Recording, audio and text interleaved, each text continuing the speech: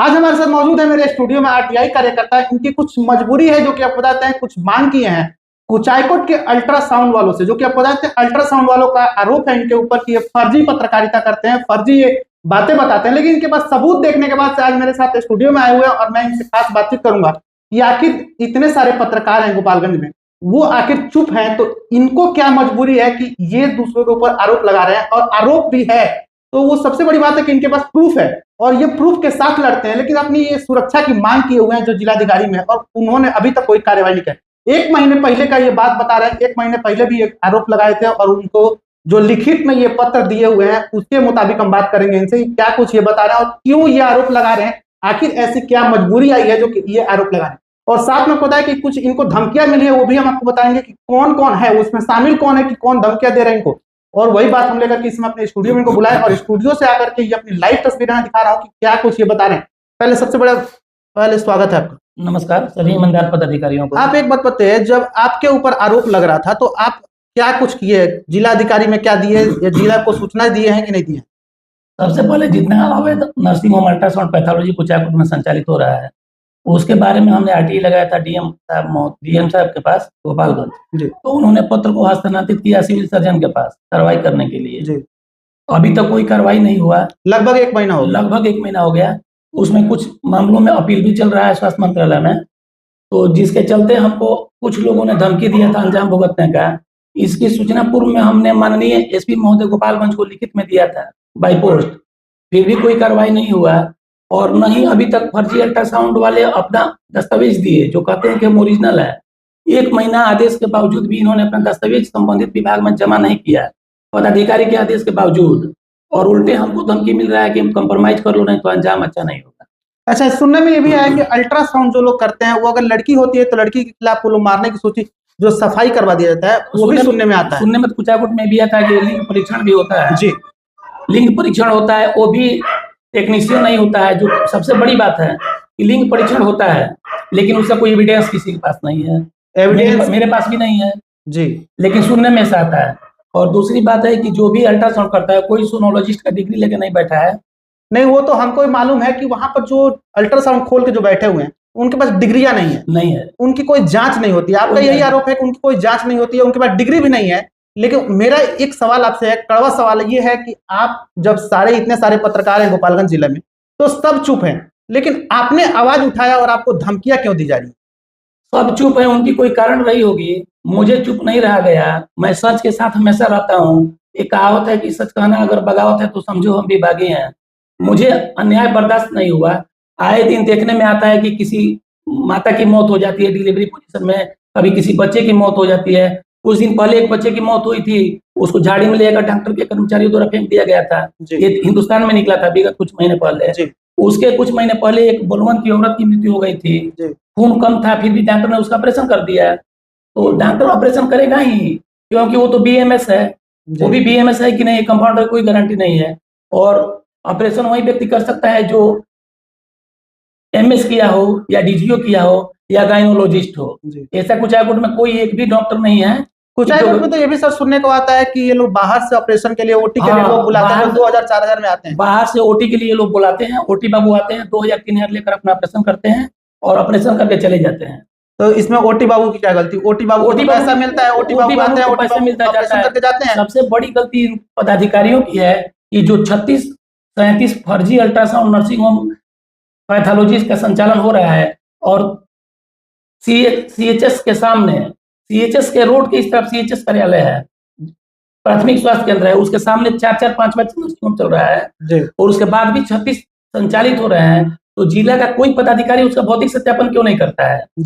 जब उसी रास्ते सिविल सर्जन आते हैं प्राथमिक स्वास्थ्य केंद्र कुचायकोट में, तो रास्ते में नहीं देखते हैं कि इधर चारों तरफ सब्जी मंडी के जैसा लगा हुआ है, फर्जी होर्डिंग लगा हुआ है। अगर मान लीजिए पत्रकार अगर गरीब की आवाज बनता है तो उसमें आप क्या सहयोग करिएगा पत्रकारों को? लेकिन सबसे बड़ी बात है कि पत्रकारों को मारने की धमकी दी जाती है, उसमें प्रशासन क्या कुछ बोल रही है आपसे? जो आपको धमकियां मिली है कि आपको जान से मार दिया जाएगा, उसमें प्रशासन ने क्या लिखित में दिया? प्रशासन में क्या लिखित में दिया? मैंने तो लिखित में 1 महीना पहले दिया था, कोई जवाब नहीं हुआ। तंग आकर मैंने परसों पुलिस महानिदेशक महोदय के पास भी लिखित आवेदन दिया है। उसकी प्रति हम केंद्रीय गृह मंत्रालय तक भी दिए हैं अपनी सुरक्षा की मांग के लिए। और हम देखते हैं, आप भी देखते हैं, आए दिन पत्रकार और आरटीआई कार्यकर्ताओं की हत्या हो जाती है। परिवार के साथ कुछ अभद्र व्यवहार हो जाता है। पत्रकारों का तो रूल हो गया कि पत्रकारों को आजकल जला के मार दिया जाता है। ये भी हमने खबर देखा है, खबर सुना है, खबर के लिए आवाज भी उठाया है कि पत्रकार क्या, महाकुंभ में आप जाइएगा तो पत्रकार पिट रहे हैं, आखिर क्यों नहीं, वहां प्रशासन के सामने ही पत्रकार पिट रहे हैं। वैसे ही पत्रकारों की क्या कोई इज्जत नहीं है या कोई छवि नहीं है। यहाँ पर ये भी एक पत्रकार है जो कि आपको बताते हैं आरटीआई की सूचना मांगते हैं और सूचना के अधिकार से इनको हक है कि सूचना मांगे और सूचना आप लोगों को देना है। लेकिन सबसे बड़ी बात है कि इनको जान से मारने की, हत्याएं करने की इनकी जब धमकी आई तब ये अपना खबर दिखाए और आपको बोलने का मौका दिए कि आखिर हम क्या कुछ हैं। लेकिन सबसे बड़ी बात है कि इनका जो मजबूरी है वो हम जानने के प्रयास करेंगे कि आखिर क्यों ऐसा लोग कर रहे हैं जो कि नर्सिंग होम खोल के बैठे हुए हैं जिसके पास डिग्रियां नहीं है। सबसे बड़ी बात है कि डिग्रियों की जांच होनी चाहिए और डिग्रियां नहीं है तो आखिर क्यों वो लोग नर्सिंग खोल के बैठे हैं। नर्सिंग होम जो चला रहे हैं उनके पास डॉक्टर की व्यवस्था भी नहीं है और डॉक्टर बाहर से आते हैं 2000-4000 लेते हैं और चले जाते हैं। लेकिन जच्चा बच्चा की मौत हो जाती है, ऑपरेशन के दौरान भी जच्चा बच्चा की जो मौत होती है उसकी जिम्मेवार कौन, उसी के लिए इन्होंने आवाज उठाया और इनको जान से मारने की धमकी दी जा रही है। सबसे बड़ी बात है कि जितना बार्मर चल रहा है, आईसीयू एनआईसीयू चल रहा है कुचाकोट में, कोई रजिस्टर्ड नहीं है जी, कोई पीडियोलॉजिस्ट नहीं है, कोई चाइल्ड स्पेशलिस्ट नहीं तो है। आपके पास लिखित में ये सबका है? सबका रिटर्न मेरे पास बड़ी पदाधिकारियों का आदेश है, सबका सूची है कि कितना वहां पे अवैध वैध है, दोनों सूची है। तो उसका स्वास्थ्य मंत्रालय में आवेदन दिया गया है, माननीय मुख्यमंत्री को इसकी सूचना दी गई है 20 दिन पहले कि कुचाकोट में अवैध रूप से संचालित नर्सिंग होम हो रहे हैं जिसमें आए दिन लिंग परीक्षण होता है, जच्चे बच्चे की मौत होती है, ऐसा आरोप लगाया गया है। और प्राथमिक स्वास्थ्य केंद्र के प्रभारी द्वारा भी 20 दिन पहले लेटर जारी किया गया है, लेकिन अभी तक कोई कानूनी कार्रवाई नहीं। जो जिसके पास वैध डिग्री हो विभाग में जमा कर दे ताकि उच्च अधिकारी को दिया जाए। लेकिन अभी तो कोई अल्ट्रासाउंड पैथोलॉजी नर्सिंग होम ने अपना दस्तावेज प्रस्तुत नहीं किया, सिर्फ हमको रास्ते में रोक के कहते हैं कि मैं वैध हूँ, तुम मेरे से क्यों मांग रहे हो। मैं तो उनसे मांग नहीं रहा हूँ, मैं तो एक भारत का नागरिक होने के नाते संसद द्वारा पारित आदेश का पालन कर रहा हूँ। संसद में पारित है सूचना का अधिकार अधिनियम का कि सूचना के अधिकार के तहत कोई भी व्यक्ति भारत का नागरिक आवेदन सूचना मांग सकता है, क्योंकि सब सरकार तो भारत हम लोग के टैक्स से चलती है ना, हर आदमी का अधिकार है। तो यदि हम अपने अधिकार का पालन करते हैं, अधिकार का उपयोग करते हैं, तो जो भ्रष्ट होते हैं, करप्ट होते हैं, भ्रष्टाचारी होते हैं, वो धमकी देते हैं कि वापस कर लो अपनी सूचना।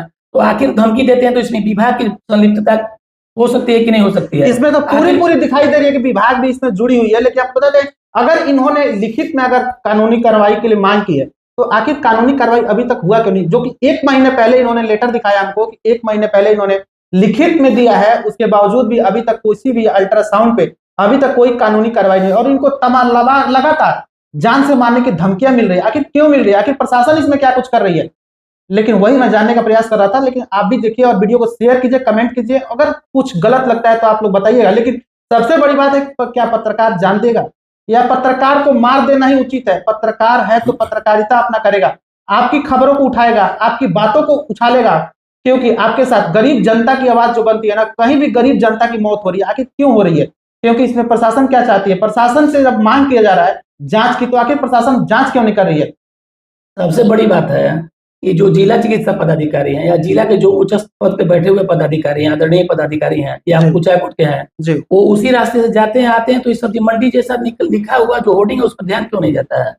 नहीं, कहीं ना कहीं से मिली भगत होगी, कहीं ना कहीं हमको लगता है कि चढ़ावा ऊपर तक जाता होगा जी। और कुल मिलाकर एक चिकित्सा रैकेट संचालित हो रहा है, जो एक चिकित्सा विभाग पर यदि आप कार्रवाई करते हैं तो पूरा यूनिटी है, धमकी देने का, मानसिक शोषण करने का, भया दोहन करने का, जो आदमी जो मांगा है वो डिप्रेट हो जाए, न मांगे उसके ऊपर गलत आरोप लगा दिया जाए, भ्रष्टाचार से इसको, जो भ्रष्टाचार सार्वजनिक करना चाहता है इससे इसको गलत रास्ते पर मुक्त कर दिया जाए, यह ठंडा पड़ जाए, मैं अपना भ्रष्टाचार चालू रखूं।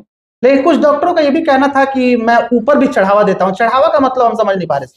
चढ़ावा का मतलब तो मैं भी नहीं समझता हूँ, लोग कैसे चढ़ावा देते हैं। हम तो भगवान को चढ़ावा दिया था ये समझते हैं। चढ़ावा मतलब एक शब्द होता है कि चढ़ावा मतलब हम लोग पैसा देते हैं। हाँ, क्या ये लोग अधिकारी को पैसा देकर के मुंह बंद करते हैं, इसलिए जांच नहीं होती है? तो एक बात बताइए पत्रकार महोदय, जब ये लोग चढ़ावा, हम तो समझते हैं कि भगवान को चढ़ावा दिया जाता है, भगवान की पूजा किया जाता है, वही हम भी समझते हैं। तो इनके गॉड कौन है? जो अवैध नर्सिंग होम पैथोलॉजी वाले हैं, इनके गॉड कौन है कि उनको चढ़ावा देते हैं? जिला का कोई विभाग का पदाधिकारी है कि पटना स्वास्थ्य मंत्रालय का पदाधिकारी है? ये तो जांच का विषय है। सबसे पहले मुद्दा है कि 1 महीना हुआ, मुख्यमंत्री से लेकर यहाँ से गृह मंत्रालय से लेकर डीएम साहब के व्हाट्सएप पर भी भेजा गया है, टोटल लिखकर निवेदन किया व्हाट्सएप सोशल मीडिया के द्वारा।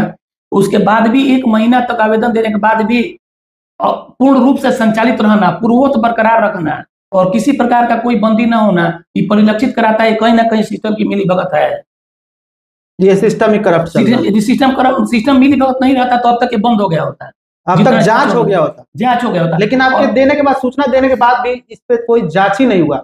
आखिर ये किसकी गलती हो सकती है? अच्छा, दूसरी बात है, जो लेटर निकला है 36 अल्ट्रासाउंड पैथोलॉजी का, उनसे लेटर निकालने के बाद अब तक पूछा जाता है कि यदि तुम अपना क्लिनिक बंद रखो, लेटर का दस्तावेज जमा करो, जो कागज मांगा गया सर्कुलर के हिसाब से चला रहे हो वो जमा करो। यदि नहीं जमा करते हो तब तुम्हारा हॉस्पिटल सील कर दिया जाएगा, तुम बंद कर दो। तो लेटर निकाल कर 10-15 दिन से खाना पूर्ति किया जा रहा है, पहले सील करें कि अपना जवाब दो, कागज है तो दो, फिर तुम्हारा सील छोड़ दिया जाएगा। कानूनी कार्रवाई तो यही होती है कि पहले उसको सील किया जाए, उसके बाद दस्तावेज जमा करेगा, उसके बाद से उसका फिर से चालू होगा। तो अगर उसके बाद प्रॉपर दस्तावेज पाया जाता है तब ये नहीं कि फिर से मिलीभगत होकर के और पैसा लेकर के उसको छोड़ दिया जाए। तो एक बात बताइए, 19/12/2024 को लेटर जारी होता है कि 2 दिन में आप जवाब प्रस्तुत करें ताकि उच्च अधिकारी को दिया जाए, और आज 1 महीना हो गया। तो मैं विभाग से भी जानना चाहता हूं कि विभाग का 2 दिन कितने दिनों का होता है, और 2 दिनों में जब वो नर्सिंग होम वाला अपना दस्तावेज प्रस्तुत नहीं करता है तो पदाधिकारी ने उसको सील क्यों नहीं किया? कहीं विभाग का मतलब ये होगा 2 दिन का मतलब 2 महीना हो सर? हो सकता है, साल भी हो सकता है, क्योंकि 1 महीना तो हो गया लेकिन 2 दिन नहीं आए, तो कहीं 2 महीने बाद कहीं कानूनी कार्रवाई हो सकता है। जब तक मेरे साथ कोई अपनी घटना ना हो तब तक कोई काम ना हो। नहीं, अगर आपके साथ कोई घटना होती है तो उसकी प्रशासन जिम्मेवार होगी। प्रशासन जिम्मेदार, जहां आपने दिया है ना, आपने आरोप लगाया है, आपने दिया है लिखित में, तो आपकी जिम्मेवारी तो प्रशासन ले सकती है ना। जहां जहां हमने आवेदन दिया है, गोपालगंज प्रशासन हो, संबंधित प्रशासन, या कुचायकोट हो, या मुख्यमंत्री सचिवालय हो, या स्वास्थ्य विभाग हो, या अवैध रूप से संचालित करने वाले नर्सिंग होम पैथोलॉजी अल्ट्रासाउंड हो, यदि मेरे साथ कोई अप्रिय घटना घटती है तो जहां जहां मैंने आवेदन दिया है और जिसके खिलाफ दिया है उन सबकी जिम्मेदारी है। आपको सुनने में आया था कि फेसबुक पे कमेंट आया था जान से मारने? हाँ, फेसबुक पे कमेंट आया था घर से उठा लेने के। घर से उठा लेने के। हाँ, तो वही होता है, घर से उठाए या जान से मारे। ये भी बोला गया था कि कुचायकोट है, यहाँ पे चिड़िया एक पंख से उड़ती है तो दूसरी पंख से अपना पिछवाड़ा ढकती है। सही बात बोल रहे हैं। जिला गोपालगंज भी है, जिला गोपालगंज। मछली के मुड़ा के लिए जब जान चली जाती है तो फिर क्या हो सकता है? आप लोग भी सोचने वाली बात है कि आप लोग देखिए, एक पत्रकार को ऐसी धमकी देना कहाँ तक सही है, और आखिर क्यों दिया जा रहा है? अगर कोई आवाज उठा रहा है किसी के खिलाफ तो पहले उसको परखा जाए कि आखिर क्यों उठाया है, क्यों इसके खिलाफ बोल रहा है। क्या वो ओरिजिनल पेपर के साथ रेडी है, या फिर उसके साथ दिक्कत है इसलिए वो आवाज उठा रहा है? और घर से उठाने वाली बात हो जाती है, घर से उठाना आखिर ये क्यों? मजबूर होकर के ना कैमरे पे आए। कैमरे पे आने का मतलब इनका क्या था? कैमरे पे आए इसलिए कि इनकी समस्याओं को समाधान हो। लेकिन सबसे बड़ी बात है कि पत्रकारों को धमकी दे दिया जाता है, पत्रकारों को मारने की धमकी दिया जाता है। आपने तमाम खबरें देखी होगी, पत्रकारों को जान से मार दी जाती है, पत्रकारों को जला दिया जाता है। इसके बावजूद भी कोई प्रशासन कदम नहीं उठा पाती। आखिर क्यों? आखिर ये भी कहीं ना कहीं मिलीभगत हो सकती है। लेकिन सबसे बड़ी बात है कि इतने सारे अल्ट्रासाउंड जो चल रहे हैं कुचायकोट में, आखिर इनके ऊपर कार्रवाई क्यों नहीं, इनकी जांच क्यों नहीं होती है? ये जच्चा बच्चा दोनों की कभी कभी मौत सुनाई देती है, उसके बावजूद भी प्रशासन आती है और देख के चली जाती है। आखिर क्यों? वही लेकर के मैं सामने आया था, और इनसे और भी कुछ खास बातचीत जानने की कोशिश करेंगे कि आखिर इनके साथ जो ये सब कर रहा है, उनका नाम तो अभी नहीं हम डिस्क्लोज रखेंगे, बताएंगे नहीं। लेकिन सबसे बड़ी बात है कि इनको जब कोई दिक्कत होगी या इनके साथ कोई घटना हो जाएगी तो उसका जिम्मेवार कौन? ये थोड़ा आप लोग बताइएगा, कमेंट करके अपना राय दीजिएगा। तब तक के लिए जय हिंद। जय हिंद।